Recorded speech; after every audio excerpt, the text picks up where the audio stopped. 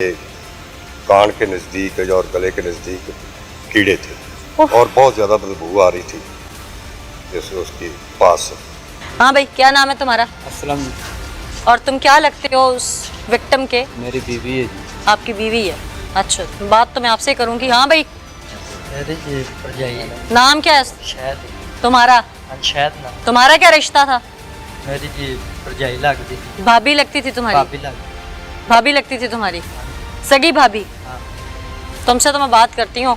हाँ भाई, तुम्हारी बीवी स्टेज तक पहुंची कैसे? 8 साल हो गए सी शादी मेरी ਤੇ ਉਸ ਤੋਂ ਬਾਅਦ 2 ਬੱਚੇ ਹੋਏ ਸੀ ਮੇਰੇ ਕੋਲ, ਬੇਟੇ ਨੇ 2 ਮੇਰੇ। ਉਹਦੇ ਤੋਂ ਬਾਅਦ ਉਹਨੂੰ ਇੱਕ ਬੇਟੀ ਹੋਈ ਸੀ ਫਿਰ ਉਹ ਵੱਡਾ ਆਪਰੇਸ਼ਨ ਕਰਾਇਆ ਸੀ, ਬੇਟੀ पेट ਦੇ ਵਿੱਚ ਫੌਤ ਹੋ ਗਈ। ਵੱਡਾ ਆਪਰੇਸ਼ਨ ਕਰਾਇਆ, ਉਸਕੇ पेट से बच्ची फौत हुई। ਤੇ ਉਹਦੀ ਵਜ੍ਹਾ ਤੋਂ ਉਹਨੂੰ ਮਹੀਨੇ ਬਾਅਦ ਇੱਥੇ ਕੋਈ ਫਾਲਟ ਪੈ ਗਿਆ ਅੰਦਰ। ਅਸੀਂ ਦੁਬਾਰੀ ਵਾਰ ਮੈਂ ਉੱਥੇ ਫਿਰ ਗਿਆ ਉਸ ਹਸਪੀਟਲ। ਉਹਨਾਂ ਨੇ ਮੁਝੇ ਕਹਾ ਵੀ ਭਾਈ ਇਹਨੂੰ ਨਾ ਅੰਦਰ ਕੋਈ ਫਾਲਟ ਹੈ, ਇਹਦੀ ਨਾੜ ਨੂੰ ਕੋਈ ਫਾਲਟ ਹੈ। ਨਾੜ ਦੀ ਵਜ੍ਹਾ ਤੋਂ ਇਹਨੂੰ ਸੋਜ ਪਈ, ਰੇਸ਼ਾ ਪੈ ਗਿਆ ਸੀ ਇੱਥੇ ਜਿੱਥੇ ਆਪਰੇਸ਼ਨ ਹੋਇਆ ਸੀ ਬਾਈਪਾਸ। ਬੱਚੀ ਫੌਤ ਹੋਈ ਸੀ, 2 ਦਿਨ ਹੋ ਗਏ, ਇੱਕ ਦਿਹਾੜੀ ਹੋ ਗਈ ਸੀ। ਉਹਦੀ ਵਜ੍ਹਾ ਤੋਂ ਅੰਦਰ ਨਾ ਜ਼ਹਿਰ ਕੋਈ ਫੈਲ ਗਈ। ਮੈਂ ਅੱਛਾ ਜੀ, ਉਹਨੇ ਇਸ ਵਜ੍ਹਾ ਤੋਂ ਇਹ ਬੇਟਾ ਨਾ ਇੱਥੋਂ ਸੋਜ ਪਈ ਅੰਦਰ ਤੋਂ ਐਡਾ ਮਸਲਾ ਕੋਈ ਨਹੀਂ। ਉਹਦੇ ਤੇ ਮੈਂ ਲਾਉਂਦਾ ਰਿਹਾ ਦਵਾਈਆਂ ਦੁਨੀਆਂ ਸਾਰੀਆਂ, ਉਹਦੇ ਨਾਲ ਫਰਕ ਪੈਂਦਾ ਜਾਂਦਾ ਸੀ ਮੇਰਾ। ये तुम जिस हॉस्पिटल का नाम ले रहे हो प्राइवेट है? ਹਾਂਜੀ।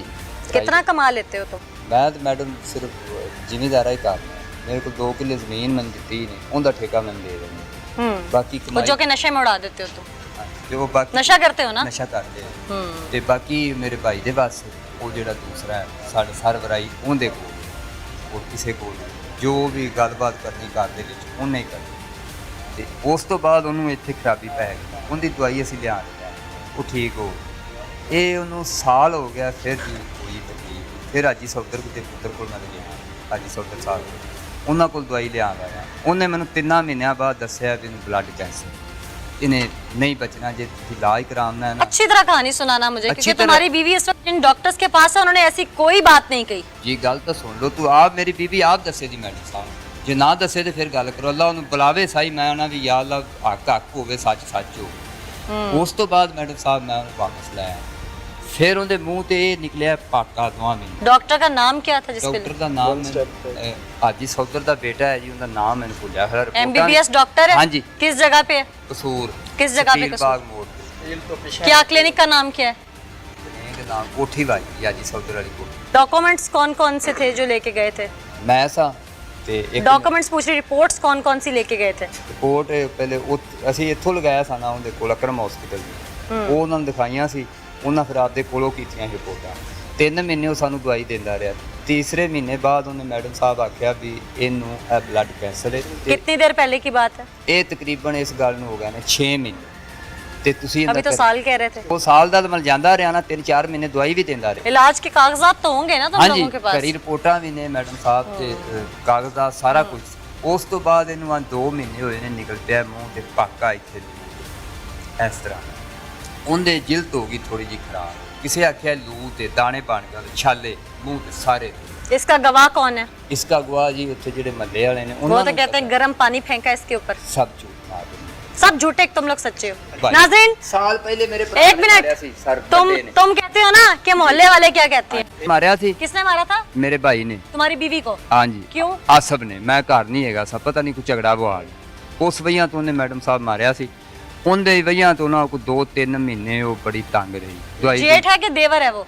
देवर ही हुआ, मैं तो छोटा छोटा है। ठीक, अहले इलाका ने सब कुछ देखा, वहाँ पर मौजूद पुलिस ऑफिशियल्स ने सब कुछ देखा, जी। वहाँ पर कई गवाह मिले, यहाँ तक कि हमारे अपने टीम पुकार के मेंबर भी वहाँ मौजूद थे जिन्होंने सब कुछ देखा और रेस्क्यू करवाया। ओ भाई, तुम्हारी बीवी थी जिसे कीड़े पड़ गए थे, वो जमीन पर पड़ी थी, वो तड़प रही थी, उसको अस्पताल तो दाखिल करवाते। इंसान हो के नहीं? जब मैडम साहब मुझे पता लगा ना भी इसके कान में यहाँ पर कीड़े हैं, वो बाला तुम्हें तब तक पता ही नहीं चला? मैं रोजाना ਉਹਨੂੰ ਟੂਬ ਲਾਉਂਦਾ ਹਾਂ, ਦਵਾਈ ਲਾਉਂਦਾ ਹਾਂ, ਇੱਥੇ ਮੈਨੂੰ नहीं पता लगा। जब जमीन पर फेंका हुआ था उसको? नहीं जी, ਅਸੀਂ मैडम साहब उसे मंजे पे पाते थे और वो मंजे से गिरकर नीचे पै जाती। कितनी देर बाद उसे ट्यूब लगाते थे? ਟੂਬ ਉਹਨੂੰ ਰੋਜ਼ਾਨਾ ਲਾਈ ਦੀ ਸੀ ਤੇ ਉਹ ਰਾਤ ਨੂੰ ਇਹ ਜ਼ਖਮ ਵੀ ਪਾੜਦੀ ਸੀ ਮੂੰਹ ਵਾਲੇ। ਇਹ ਜ਼ਖਮ ਮੈਨੂੰ ਦਿਸਿਆ ਨਹੀਂ ਸੀ बस कर दो, बस कर दो। गल तो- सच के अलावा कोई तुम्हारे पास चारा नहीं है? ਗੱਲ ਸੱਚੀ ਕਰਾਂਗਾ। ਇਹ ਜਦੋਂ ਮੈਨੂੰ ਦਿਸਿਆ ਮੈਂ ਭੱਜਿਆ ਆਪਦੇ ਭਰਾਵਾਂ ਵੱਲੇ ਵੀ तुम कितने सच्चे हो? अगर तुम सच्चे होते ना तो वो अस्पताल में होती। असी- तुम्हारे घर की दहलीज पर जहाँ खड़ा नहीं हुआ जा रहा था, उसके जिस्म के अंदर जो ताफुन पैदा हो रहा था, उसकी वजह से तुम ऐसे सफाक लोग हो कि उसको अस्पताल तक नहीं लेके जा रहे थे। उसकी अम्मी भी आई सी, उसका भाई भी मैडम साहब आया साडे कोल मौके ते मैं विखाया गड्डी मंगवाई। तुम उसे नशा भी देते थे? नशा वो पींदी सी आप मेरे को पहले भी तुमने उसे पींदी शुरू सी। करवाया था? नहीं मैडम साहब पहले भी पींदी सी ते बाद ते मेरे को आप पींदी सी। पहले इस हालत छड्ड में गई वो सी। मौजूद थी कि उसकी हालत थी कि वो उठकर नशा कर सकती। तुम उसे नशा देते थे ताकि उसे अस्पताल ना जाना पड़े। तुमसे मैं करती हूँ बात, तुमसे मैं करती हूँ। क्यों जी? लियाकत अली साहब मौके पे पहुंचे, आप लोग वहाँ स्पॉट से उसको, हमारे चूंकि टीम पुकार के लोग भी मौजूद थे, आप लोग रेस्क्यू कर रहे थे, क्या देखा उस वक्त? जब मुझे हमें तलाह मिली है मैं फौरी तौर पर इधर डिंगशा में खुल के पहुंचा। बताइएगा आपने हाँ, क्या कोई देखा? बात।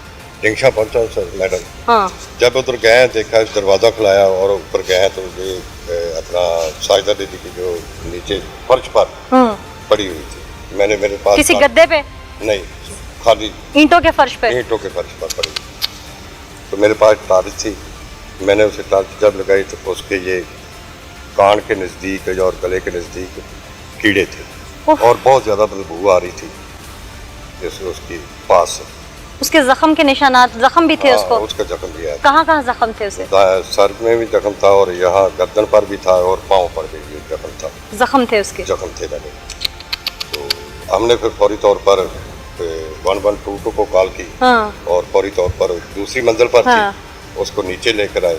हाँ, चारपाई का इंतजाम किया। हाँ, और उसके बाद हम इधर थाने में हाँ, फौरी तौर पर टाकट और हस्बे ज़ाब्ता जो कार्रवाई है वो की, उसके साथ मुलाजम और एक लेडी कांस्टेबल भेजी और FIR दर्ज हुई।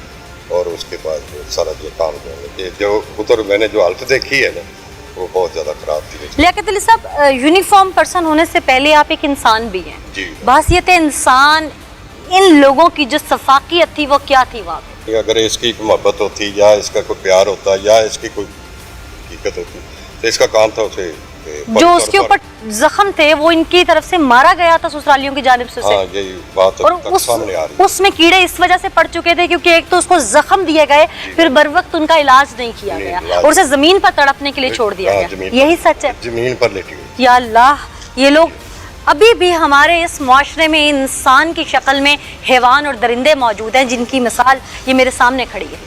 इन लोगों ने जो कुछ किया, जो जुल्म ढाया, ये शौहर है, इसके निकाह में वो आई, अपना शायद उसने सब कुछ छोड़ दिया, अपनी गृहस्थी, घर, लव मैरिज थी इस शख्स के साथ उसकी। क्यों भाई? लव मैरिज थी ना?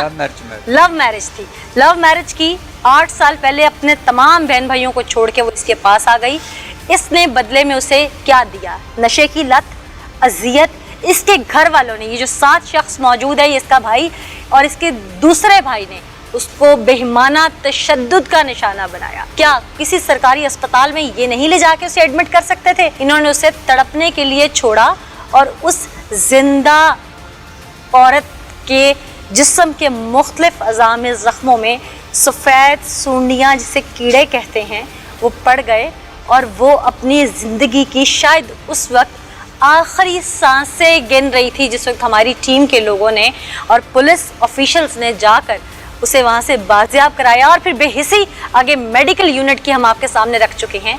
अब वो इस वक्त लाहौर एक अस्पताल में है जहाँ उसका ऑपरेट मुकम्मल हो चुका है, उसकी कीड़ों की सफाई की गई है और यकीनन मुझे उम्मीद है अल्लाह के घर में कि वो बहुत जल्द आंखें खोलेगी और अपने ऊपर गुजरी हुई एक एक बात, एक एक जुल्म बताएगी। अब मेरे साथ ये दूसरा मुल्जिम मौजूद है क्योंकि मैं अपने इस मेन वाक़े की तरफ वापस आऊँगी कि इसका क्या किरदार था, इसे क्या तकलीफ थी, इसी के मुंह से जानते हैं। हाँ भाई, इंसान हो, तुम्हें कोई जख्म दे और तुम्हें तड़पने के लिए छोड़ दे, गुजारा कर लोगे?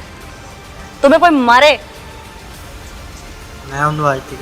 झूठ नहीं, देवर हो ना उसके? भाभी तो माँ होती है। तुमने किस हक से उस माँ पे हाथ उठाया? मैं नहीं जी, मैं हाथ भी नहीं लाया, मेरे दूजे बड़े भरा ने मारे। लोग झूठ बोलते हैं। लोग झूठ में क्यों भाई? इसने एक दफा मारा नहीं था? कोई तो पहले लड़दा रहा थे, मारा था, ਹੁਣ ਝਗੜਾ ਹੋ ਜਾਂਦਾ ਸੀ, ਗੱਲ ਮੰਦਾ ਬੱਚਿਆਂ ਤੋਂ ਆਖ ਲੈਂਦਾ ਸੀ। ਜਿਹੜਾ ਮੇਰੇ ਤੋਂ ਵੱਡਾ ਹੈ, ਇਹਦੇ ਤੋਂ ਵੱਡਾ ਹੈ, ਉਹਨੇ ਮੈਡਮ ਜੀ ਮਾਰਿਆ। ਜਿਹੜੀ ਗੱਲ ਮੈਂ ਤੁਹਾਨੂੰ ਸਿੱਧੀ ਦੱਸਾਂ, तुम लोग इंसान थे कि जानवर थे? ਅਸੀਂ ਕਰੀ ਦੋਵੇਂ ਕੋਲ जो उसकी हालत थी तुम लोग उसे अस्पताल एडमिट नहीं करवा सके? ਅਸੀਂ ਜੀ ਬਥੇਰਾ ਗਾਉਂਦੇ ਸੀ ਤੇ कहना और लेके जाना वो आदमी औरत उसके हाथ बस में क्या था?